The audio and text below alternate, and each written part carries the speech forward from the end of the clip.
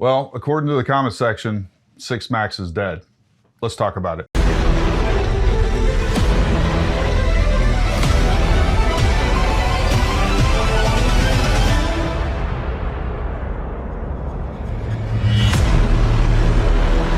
Hey folks, Gary here with Paramount Tactical, and today we're going to be doing a little recap or an update on the 6 Max. Since the last video that I released, there's been lots of new information. There's more coming. Some of it I'm not sure that I'm even allowed to talk about yet, but I'm going to tell you what I can talk about regarding the 6 Max. And if you really want to know what's going on with the 6 Max, you can go check out that video right there with Ray Helms from the X-Ring. He just won another DMR competition with 6 Max. I think that's the third one so far. But I want to kind of talk about some of the benefits of 6 Max, because there's, the last video I released, I had at least, I don't know, 3 or 4 people down in the comments saying, 6 Max is dead. It's never going to last, all these things. And it's all because a major ammo company hasn't come about and started producing ammo for it. But I want to talk about what is being produced for it. And the reason I think 6 Max is going to end up differently than a lot of other ones that have fallen by the wayside. And I understand the cynicism and the skepticism behind a new cartridge like the 6 Max, but I think this one has so much going for it that it's gonna stick around. And not only that, there's so many, everything that you would want with the 6 Max, it's already available. And that's been the downfall of so many cartridges in the past, is that, there wasn't brass for it. There wasn't commercial ammo for it. There wasn't other accessories that you're going to need to sustain and, make people want to shoot the round, right? Whether it's dies that you have to get custom made, all these things, you don't have to worry about any of that stuff with 6 Max. And I'll tell you, speaking of Ray over at the X-Ring, he was the one that introduced me to this and really sold me on this cartridge and showed me the benefits of it. And man, I've been a believer ever since. And we now sell Sons of Liberty rifles in 6 Max.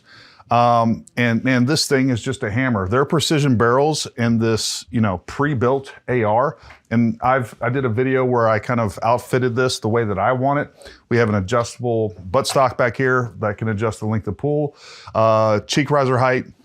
We got the zero compromise optic on it.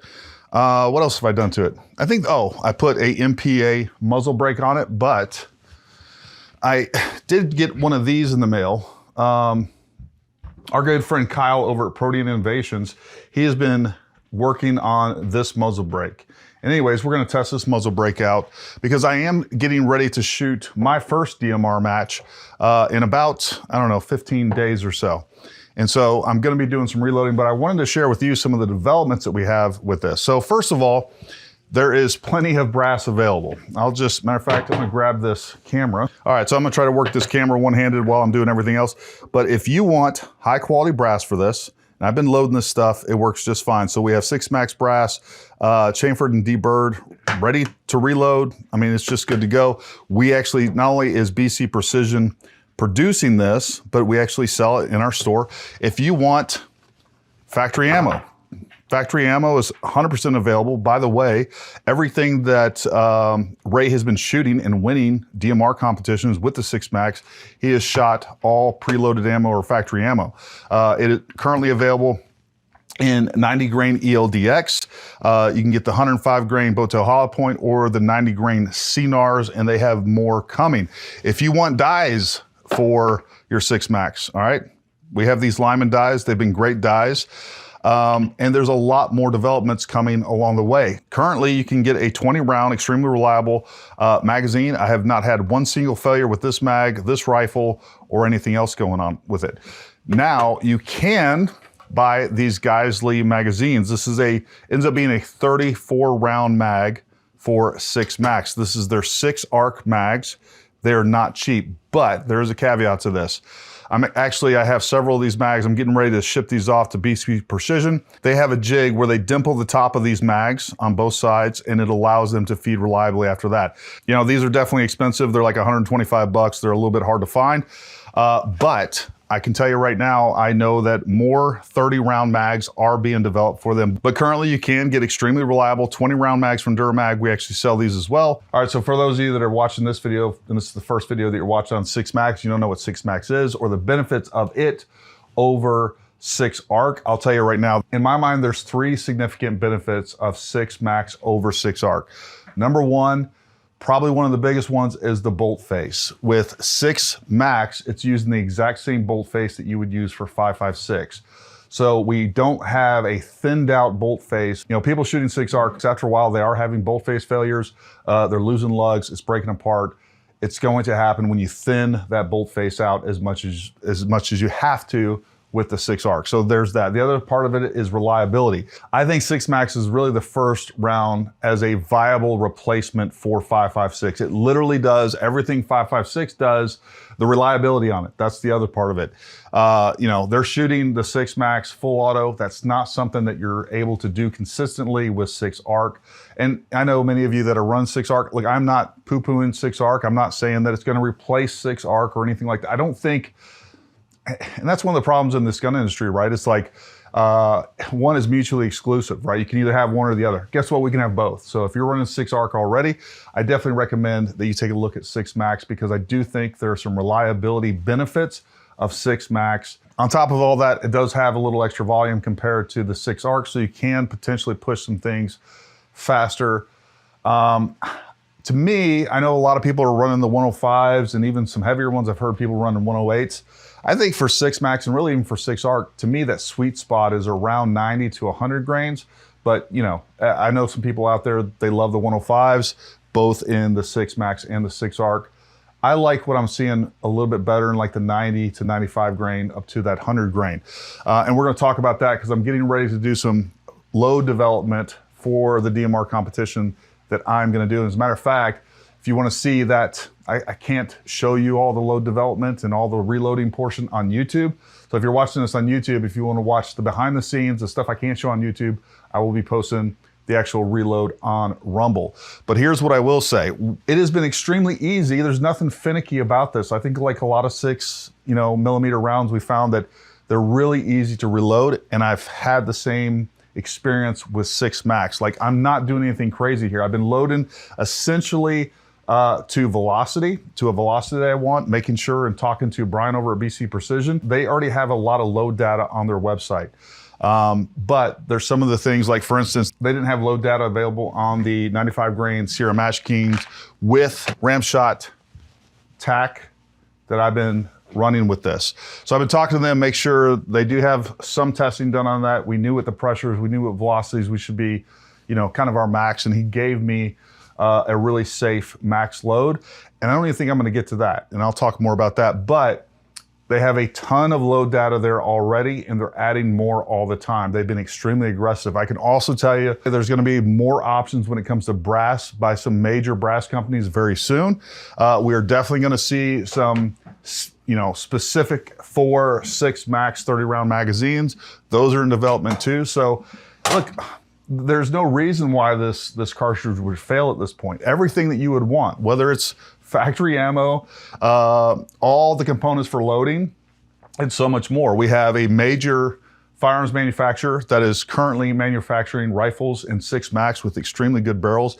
I've been just extremely pleased with this. The performance I've been getting out of this this broadsword from Sons of Liberty, been phenomenal. If you want additional or custom barrels, you can get those from BC Precision, and there's other companies already making them as well. So like everything that anybody would want is there. So there's no real reason to hesitate. With that being said, I'm not trying to push anybody onto it. I'm just extremely impressed with the performance of the 6 max, and I do think it's a genuine replacement for 5.56. That's kind of where I'm at. You're getting much better downrange capabilities, much better distance, long range capabilities.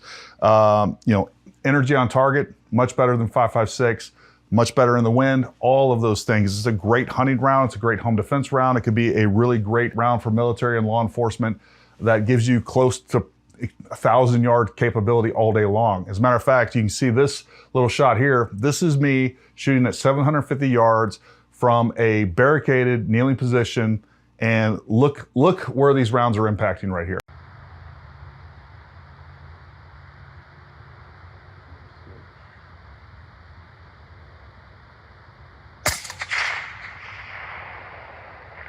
Impact.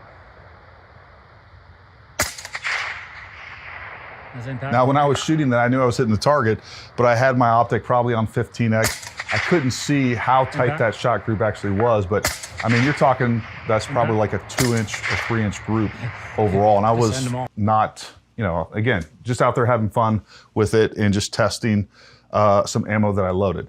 So for all the naysayers that it's not gonna last because there isn't a major ammo company that's coming on board yet, I think that's gonna be, we'll be seeing that pretty soon. But even if, we don't need that, right? Those large companies shouldn't be the arbiters of what, cartridges are available to us shooters. I know that a lot of these companies have a lot of money tied up and invested in 6-ARC and many other cartridges, but 6MAX is going to stay around because it is so good. It really is. And we are waiting on some additional components, but all the components that you need to go shoot, to go hunt, to go compete with it, they're readily available. And it's super easy to load. I'm gonna show you that in just a minute. All right, so I have the most experience with the 90 grain ELDXs. I think I got about 150 rounds of the 90 grain ELDXs with this. And I'll just share my load. I'm not gonna do any loading or anything else, but what I've been doing with this is I loaded to a cartridge overall length of 2.29. With a gas gun, you're not messing around trying to find the lands. We're basically completely constrained by the magazine. So 2.3 is what this magazine or any of these magazines are going to allow. So I've been loading to 2.29 overall length. I'm gonna try 2.28. I haven't had any issues at 2.29. I just think it's kind of cutting it close. And with the 90 grain ELDXs, what I've been running is the CCI number 41 primers, the BC Precision Brass, which has been great. The Ram Shot powder, I've been running 27.2 grains. And with, I've been averaging 27.35 in velocity, an SD of 5.8, and an ES of 15.5. Now that's a pretty slow velocity. I can easily go up another half a grain, and I probably will on the next batch of 90 grain ELDXs that I run. And we'll see where we're at. We'll get us closer to like 28, 28.30, at least another 100 feet per second or so. We should be well within any pressure issues. But I gotta be honest with you, man, I was getting such good, consistent ammo out of this. I'm not sure that I need to chase any velocity. So I might, load up 10, 15, 20 rounds with 27.7 grains and see what we're doing at around the 2,800 feet per second.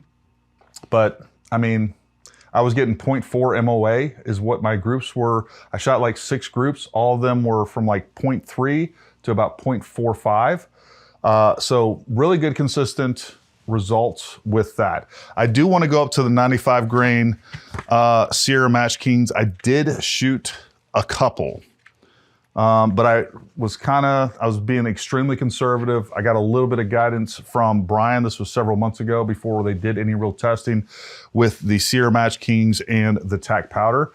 I went to 27 grains of TAC, and I was getting 27.09 on velocities with the 95 grain Sierra Match Kings. I didn't get a chance to do any accuracy testing. I took that right out to the range. I was shooting at a distance.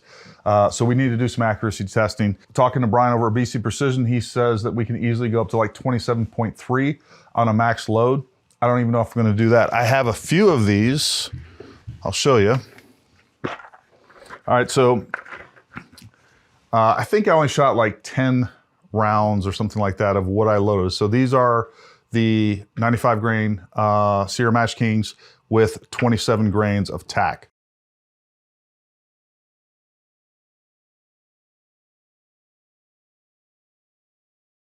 And one of the things I've loved about this cartridge so far as reloading is it hasn't been finicky at all. Like I've been getting good results every single time I do it. And literally all I've been doing is making sure I measure some of these, or I'll kind of spot check to make sure the trim length is correct. So far, I've never had a problem. The trim length is supposed to be, the case trim length is 1.715. All of them are coming in virgin brass at like 171. So I literally throw some case lube on there. I make sure they're sized. I prime them. I throw powder in the things, and then I go shoot them. And again, all I'm doing is loading that bullet to the cartridge overall length that I want. I've been doing it 2.29. I'm gonna try 2.28. We're gonna see how that is. If I get bad results, I'll go back to 2.29 because I haven't had any feeding issues or anything else. I'm just, Again, it's one of those OCD things. Maybe it's just maybe we're getting close to where we'll have some feeding issues when it counts. I think if we go back to 2.28, it's less likely to dive into the side or the front of that magazine.